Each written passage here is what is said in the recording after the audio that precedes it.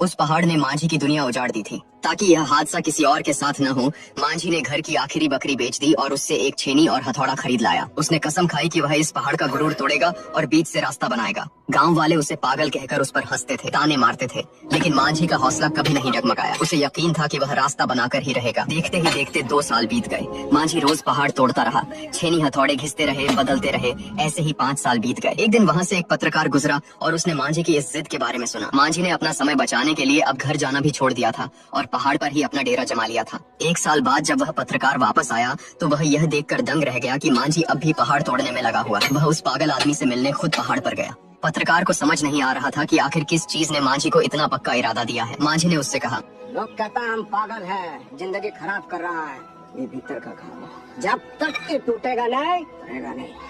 बहुत भारी काम ले लिए, टूट जाए तो बताइएगा, आपका फोटो छाप देंगे अखबार। पहाड़ तोड़ते हुए 6 साल बीत चुके थे। अब पहाड़ के बीच से थोड़ा रास्ता बन गया था और लोगों ने उस रास्ते से आना जाना शुरू कर दिया था, जिससे उनका 1 घंटा बचने लगा था। उसी दौरान पत्रकार और मांझी की फिर बात हुई। पत्रकार थोड़ा शर्मिंदा था। उसने बताया कि वह कॉलेज से एक ईमानदार पत्रकार बनने का सपना लेकर निकला था, लेकिन अब वह सिर्फ नेताओं के हाथ की कठपुतली बनकर रह गया है। मांझी ने भोलेपन से पूछा, तो तुम अपना खुद का अखबार क्यों नहीं शुरू करते?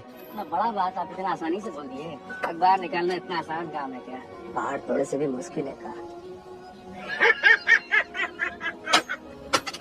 धीरे धीरे पहाड़ में एक बड़ा रास्ता दिखने लगा था, लेकिन उसी साल किस्मत ने फिर परीक्षा ली। भयानक सूखा पड़ा।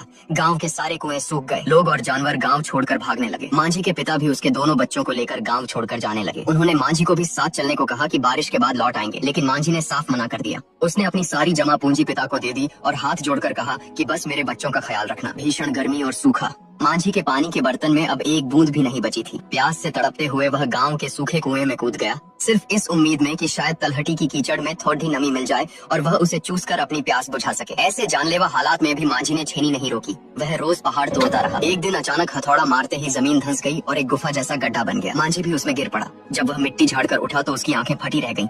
वहाँ पानी था। उसने जी भर के पानी पिया और फिर पास में पड़ी घास और पत्ते चबाकर अपनी भूख मिटाई। दुनिया की कोई ताकत उसे रोक नहीं सकती थी, लेकिन तभी एक जहरीले सांप ने उसके पैर के अंगूठे में काट लिया। जहर का असर तुरंत होने लगा। उसका सिर चकराने लगा और आंखों के आगे अंधेरा छाने लगा। अपनी जान बचाने के लिए मांझी ने तुरंत फैसला लिया। उसने अपने अंगूठे को कसकर बांधा, उस पर अपनी छेनी रखी, कुछ सेकंड सोचा और फिर हथौड़े के एक ही बार से अपना अंगूठा काटकर अलग कर दिया। दर्द के मारे वह वहीं बेहोश हो गया। न जाने कितनी देर बाद बादलों की तेज गर्जन से उसकी नींद खुली। मूसलाधार बारिश हो रही थी। सूखा खत्म हुआ और कुछ दिनों बाद गांव वाले भी वापस लौट आए। अब लोगों ने देखा कि मांझी की मेहनत रंग ला रही है। अब पहाड़ पार करने में पहले से 2 घंटे कम लगते थे। पहाड़ के बीच अब एक साफ रास्ता नजर आने लगा था। गाँव वाले हैरान थे। उन्हें यह किसी चमत्कार से कम नहीं लग रहा था। यहाँ तक कि मांझी के पिता जो पहले उसे पीटते थे अब उसका हौसला बढ़ाने लगे।